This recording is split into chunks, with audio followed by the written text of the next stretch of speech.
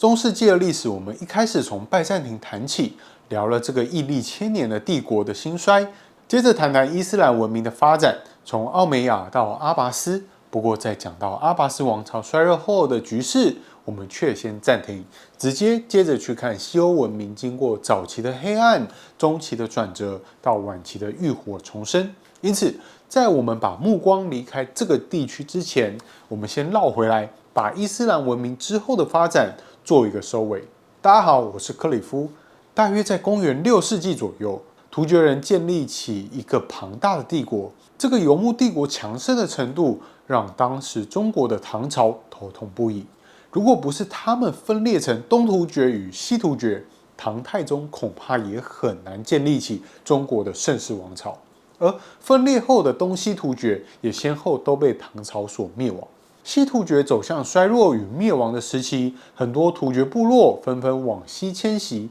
并慢慢融入中亚的势力当中。因为他们骁勇善战，因此多半成为雇佣军或是奴隶。与其说他们被阿拉伯人给征服倒不如说他们在接触伊斯兰文明后，主动皈依伊斯兰教，并且热情于推广这个宗教。这套雇佣兵的策略在阿拉伯强盛时没有什么问题。伊斯兰的信仰也能够把众多不同的民族给凝聚在一起，使得他们能够维持和拜占庭的对抗。不过，当阿拔斯王朝没落后，这就让这些掌握军权的游牧部族发现了阿拉伯帝国外强中干的真相。首先崛起的是突厥部落中乌古斯人所创建的塞尔柱王朝。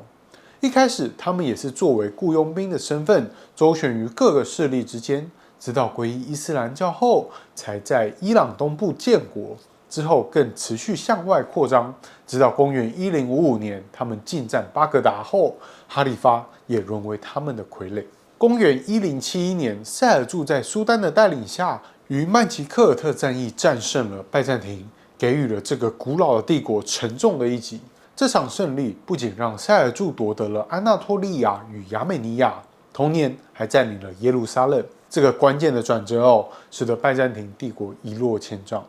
他向西欧求援，开启了十字军东征的序幕。虽然说塞尔柱帝国一系列的扩张征服了辽阔的疆土，但其实它的内部结构却是很松散的，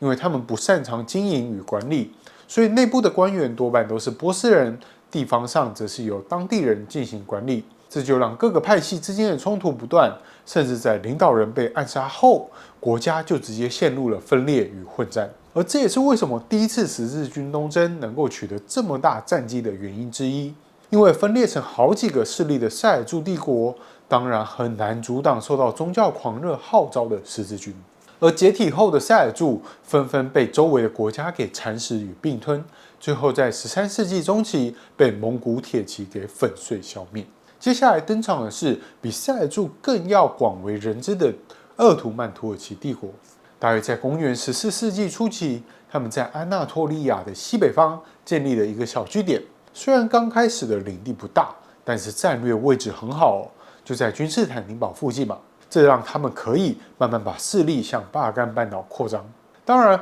王国的发展也不会都是一帆风顺公元1402年，铁木尔入侵安纳托利亚，并战胜了土耳其，甚至还俘虏了鄂图曼的君王苏丹。这个打击也让鄂图曼陷入了兄弟相残的内战。大约过了10年左右，穆罕默德一世结束了内乱与斗争之后，鄂图曼才慢慢壮大，并发现他们的邻居竟然衰弱到只剩下一座孤城周围的小领地。即便如此鄂图曼还是结集了庞大的陆军与海军，包围君士坦丁堡长达7个礼拜，才终于在城墙上用火炮轰出了缺口。公元1453年5月29日，鄂图曼攻陷了君士坦丁堡之后，又将这座城市改作为他们的首都。消灭了拜占庭并不是终点，反而是鄂图曼扩张的起点。他们接下来又跟塞尔维亚人、波兰人、威尼斯人、教皇国、匈牙利人等等都打过战争，不断地把版图向西推进，直到公元1529年，他们包围了维也纳，但始终都无法夺下这座城市。不只是向西往东也继续征服阿拉伯原有的版图，从叙利亚、伊拉克、埃及，就连北非沿岸也没有放过。可以说，鄂图曼再度建立起一个横跨欧亚非三洲的庞大帝国。刚刚我们说塞尔柱王朝内部结构比较松散嘛，十分仰赖当地人或波斯人作为他们的官员进行统治。鄂图曼则截然相反，会有这样的不同，在于他们跟波斯人闹翻了。怎么说呢？原因就在于波斯出现了以什叶派为主导的萨法维王朝，而鄂图曼则是秉持着伊斯兰传统的逊尼派。这两派之间的斗争在公元1514年达到了临界点，爆发了战争。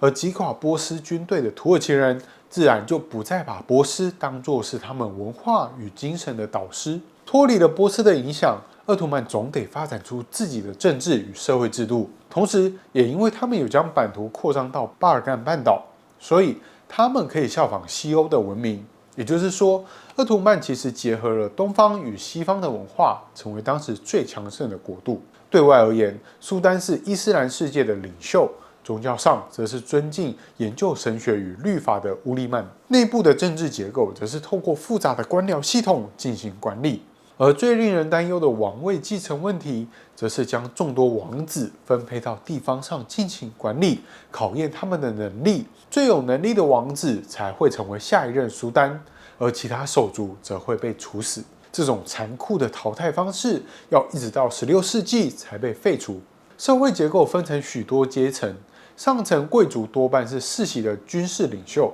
而不是特定的种族或宗教世家。跟只能接受什叶派信仰、破坏其他宗教的波斯萨法维王朝不同，鄂图曼能够包容各种宗教，不论是希腊正教、罗马公教还是犹太教徒，都能够按照自己的教义与法规生活。不过下层社会却跟罗马一样，是建立在广大的奴隶阶层上。一开始，他们攻陷了君士坦丁堡后，城内的居民就都成为了奴隶。再加上我们之前说过，西班牙在走向统一后，也驱逐了犹太人，导致他们也纷纷逃到君士坦丁堡来避难。在鄂图曼攻陷后，将它改名为伊斯坦堡，并鼓励穆斯林移居到这里，渐渐使得这座城市再度成为了商业中心。而城市的战后重建与修复，当然就需要依靠奴隶们的劳力。此外，鄂图曼还透过让基督徒改信为伊斯兰教徒的征募方式，培养他们的奴隶军队，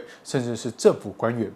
这种改变信仰的策略，多半是针对那些贫困的青少年着手，让他们可以借由从军或从政的方式，摆脱穷困的生活状态，甚至成为公侯大臣。这种模式被称为德夫希尔梅，又或是血税，让君王有一支忠心耿耿、从底层奴隶翻身的禁卫军拥护。土耳其也借此避免内部的叛乱或动荡。在公元1520到1566年，是苏里曼一世的统治期间，也是鄂图曼帝国最鼎盛的时期。不仅领土疆域拓展到最大，商业繁荣，人口上升，伊斯坦堡甚至达到100万人左右的规模。在西欧领主驱赶异教徒的同时，他们却敞开大门，容纳各种信徒，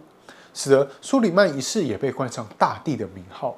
这种海纳百川的政策也反映在他们的建筑上，融合了西方基督教的教堂与东方清真寺的风格，像是重建后的圣索菲亚大教堂，或是著名的苏里曼清真寺，上方有宽阔的半圆球形圆顶，下方则是方正的格局。至于装潢风格，则受到了西欧的影响，走向了宏伟典雅。但是再怎么强盛的帝国，也终究是会走向衰落的。在面临16世纪之后，西欧的革命浪潮与现代化的脚步，鄂图曼渐渐跟不上了。苏丹沉迷于宫廷生活，官僚制度贪污腐败，加上国内种族问题等等，终究还是让他走向了灭亡。不过关于这些，我们留到了之后再来跟大家聊聊。